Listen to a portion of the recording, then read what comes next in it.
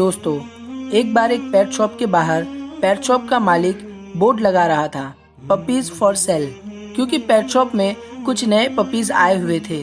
जब वो बोर्ड का आखिरी कील ठोक रहा था तो उसे महसूस हुआ कि कोई उसकी पैंट को खींच रहा है, कोई उसको बुला रहा है।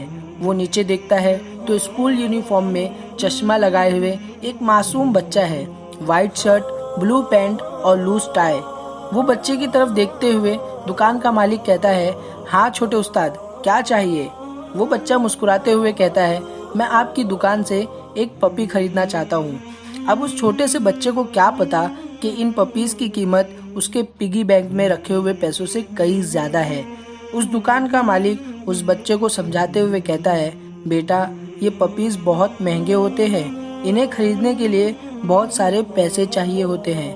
तो यूनिफॉर्म में खड़ा वो लड़का मुस्कुराते हुए अपने जेब में हाथ डालता है और 10 रुपए निकालता है, फिर दूसरे जेब में हाथ डालता है और 5 रुपए निकालता है और शॉप के ओनर को वो 15 रुपीज देते हुए कहता है, अंकल, क्या मैं ये 15 रुपीज देकर पपीज को थोड़ी देर खेलते हुए देख सकता हूँ? उस बच्चे की बात सुनकर शॉप के ओनर मुस्कुराते हुए कहते हैं, बेटा, ये 15 रुपए तुम अपने पास रखो और मेरे साथ आ जाओ।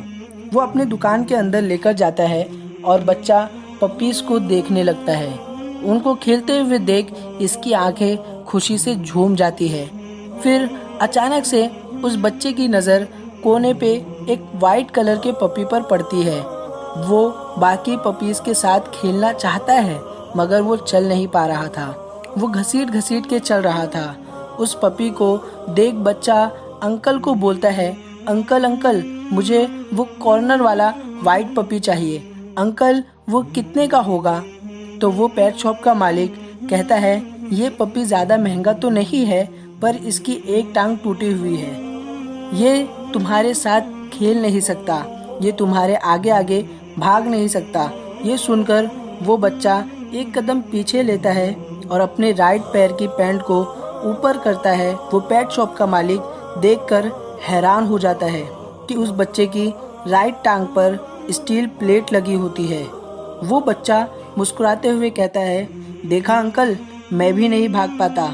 उसको कोई मिल जाएगा जो उसे समझ सके और मुझे कोई मिल जाएगा जो मुझे समझ सके।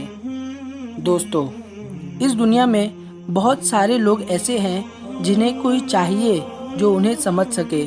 बहुत बार हम दूसरों को जाने बिना उनके बारे में ओपिनियन बना लेते हैं, जैसे यार उसकी हरकतें ना मुझे समझ नहीं आती, यार वो लड़का ना बहुत खराब दिखता है, यार वो मेरा पड़ोसी ना वो बहुत खराब है, अरे मेरी बीवी को ऐसे नहीं कहना चाहिए था। और ऐसे ना जाने कितने ओपिनियंस हम बनाते रहते हैं। ज़रूरी नहीं है कि जो हम दूसरे के बारे में सोच रहे हैं वो सच है।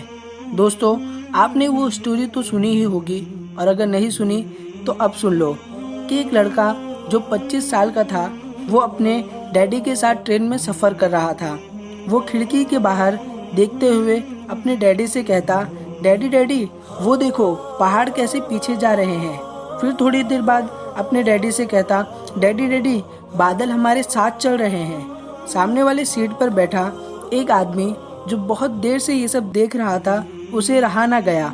उसने उस लड़के के डैडी से कहा कि आप इसे डॉक्टर को क्यों नहीं दिखाते, इसका ट्रीटमेंट क्यों नहीं कराते? तो उसके डैडी उससे कहते हैं कि हम अभी डॉक्टर के पास से ही आ रहे हैं। ये बचपन से देख नहीं पाता था, आज इसका इलाज हुआ है, आज पहली बार ये अपनी आंखों से दुनिया देख रहा है। तो दोस्तों, आपने देखा उस आदमी ने कैसे उस लड़के के बारे में ओपिनियन बना लिया था, जबकि वैसा कुछ था ही नहीं जैसा कि वो सोच रहा था।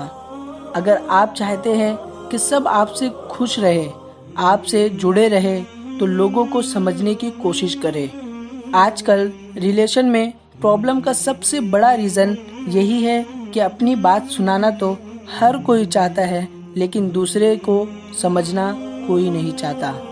Seek first to understand then to be understood. दोस्तों, उम्मीद है कि आपको ये स्टोरी अच्छी लगी हो, और ऐसी ही बहुत सारी मोटिवेशनल और इंस्पायरिंग वीडियो देखने के लिए हमारे चैनल को सब्सक्राइब करें। और तब तक के लिए बाय बाय।